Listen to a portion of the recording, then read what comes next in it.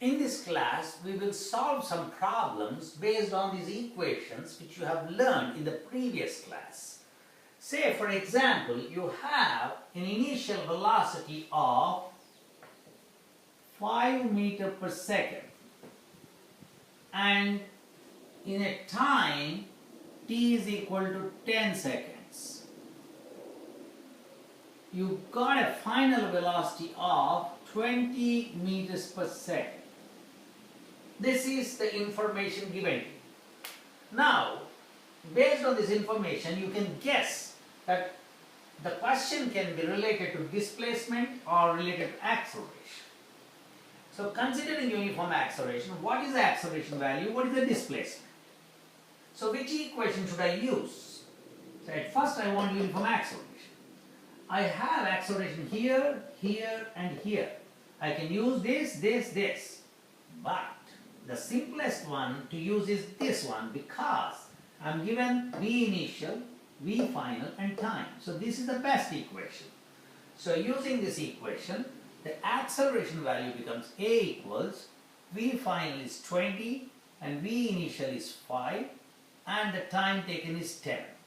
So this becomes 15 over 10 or 1.5 meter per second square. This is the unit. We should not forget. We know that this is in meters per second, this is in second. So we get 1.5 meter per second square. That's the acceleration value. Now what about the displacement S? So which equation should I use? Should I use this equation or this equation? Can I use this equation? No, because it doesn't have any displacement in it. So I got to use either this or this. Since I got the A value, I can use this equation and get what I want. I have initial velocity, I have time, I have acceleration. So let me use this equation. So S is equal to V initial is 5 times the time is 10. So 5 times 10 plus 1/2 acceleration. Acceleration is 1.5.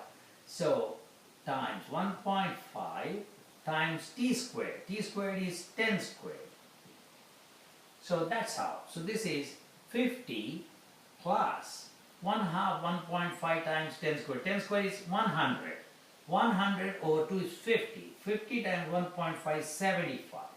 So you get about 125 meters. The units are meters. So this is about, this is 100. 100 over 2 gives you 50. 50 times 1.5 is 75.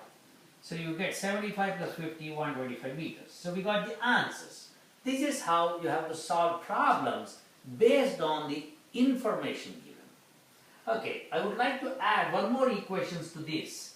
That is, if I'm given initial final velocity and time, I can find displacement with one more equation.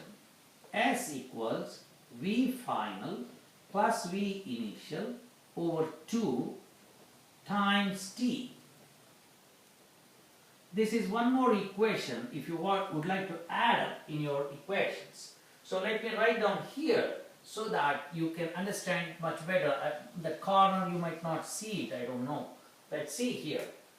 S is equal to V final plus V initial over 2 times t.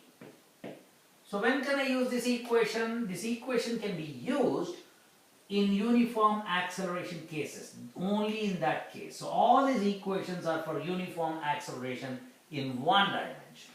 So based on that, let me solve for this one and see. So S is equal to V final is 20 plus V initial is 5 over 2 times time. Time is 10. So I get 25 here in the numerator over 2 times 10. So solving this, we get 125 meters. So same thing as this answer. So it all depends upon what equation you want to use and which is useful for me. I have to select the equation and I have to think what data is given to me. Based on that, I can solve a problem.